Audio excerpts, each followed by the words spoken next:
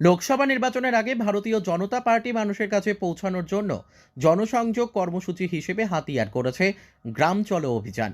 এর অঙ্গ হিসেবে রবিবার ৭ রামনগর বিধানসভা কেন্দ্রের ১৮ নম্বর বুথে যান আগরতলা পুর নিগমের মেয়র দীপক মজুমদার।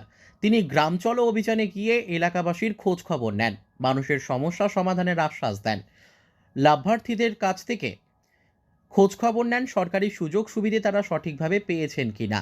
পাশাপাশি এলাকায় একটি মসজিদ এবং একটি রাধাকৃষ্ণের মন্দিরে গিয়ে মত বিনিময় করেন। পরে সংবাদ মাধ্যমের মুখোমুখি হয়ে মেয়র বলেন, মানুষের কাছ থেকে খোঁজখবর নিয়ে জানা গেছে এলাকায় মানুষ সঠিকভাবে প্রধানমন্ত্রী আবাস যোজনার মাধ্যমে ঘর, পানীয় জলের সুবিধে সহ বিভিন্ন কেন্দ্রীয় প্রকল্পের সুযোগ গ্রহণ করতে পেরেছে এবং তৃতীয়বারের জন্য সবাই প্রধানমন্ত্রী নরেন্দ্র মোদীকে প্রধানমন্ত্রী হিসেবে দেখতে চান। সঠিকভাবে সরকারি সুযোগ সুবিধে পেয়ে সকলে খুশি। প্রধানমন্ত্রীকে শুভেচ্ছা জানিয়েছেন সকলে। মেয়রের সাথে ছিলেন স্থানীয় ৩৫ নম্বর ওয়ার্ডের কর্পোরেটর তুষারকান্তি ভট্টাচার্য, জসিম উদ্দিন সহ অন্যান্য বিজেপি কর্মী সমর্থকরা।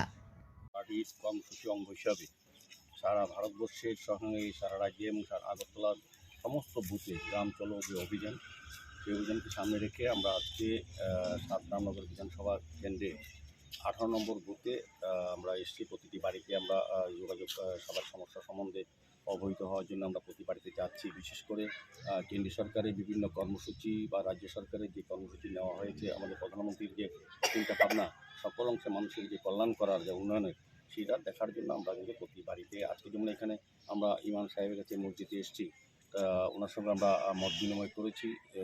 যে আমরা জেনে খুব আনন্দিত হয়েছি এই এলাকার সার্বিক আমাদের সঙ্গে আমাদের এই এলাকার যিনি কর্পোরেটর ৩৫ নম্বর ওয়ার্ডে আগরতলা পৌর নিগম অন্তর্গত তুষারকান্তি ভট্টাচার্য আছেন, জসিম উদ্দিন সাহেব আছেন, আমাদের ইমাম সাহেব আছেন এবং বিভিন্ন আমাদের বুথের যে আমাদের যে সভাপতি সহ কার্যকর্তারা, আমরা প্রতিটি বাড়ি গেছি। আমরা এখানে দেখেছি যে প্রায় বাড়িতেই কেন্দ্রীয় সরকারের যে কর্মসূচি বা স্কিম এবং রাজ্য সরকারের প্রধানমন্ত্রী আবাস যোজনা ক্ষেত্রে প্রায় প্রতি বাড়িতে সবাই ঘর পেয়েছেন এলাকায়। তারপর ইরিগেশন পাচ্ছেন, জলের কোনো অসুবিধা নেই, বিদ্যুতের কোনো অসুবিধা নেই, সার্বিকভাবে রাস্তাঘাটের যথেষ্ট উন্নয়ন হয়েছে এখানে। প্রতিটি আমি দেখি সিসি রোড হয়েছে, গলি পেপার লোকের রাস্তা হয়েছে, সিসি ওয়ার্ক হয়েছে। সার্বিকভাবেই এই এলাকার মানুষ অত্যন্ত খুশি।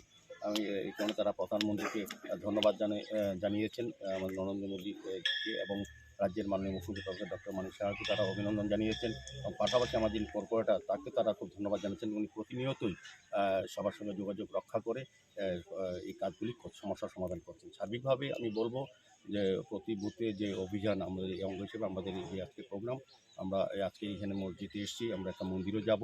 মন্দির এখানে সভাপতি যিনি প্রধান, ওনার সঙ্গে আলোচনা করব এবং বিভিন্ন লাভার্থী বাড়িতে আমরা গিয়েছি। সবাই খুব খুশি সরকারের উপরে, নরেন্দ্র মোদীকে আবার তৃতীয়বার প্রধানমন্ত্রী তারা দেখতে চান।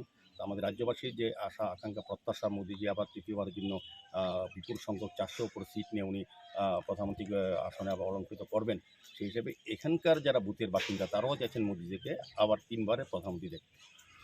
Bureau report, news daily Bharat.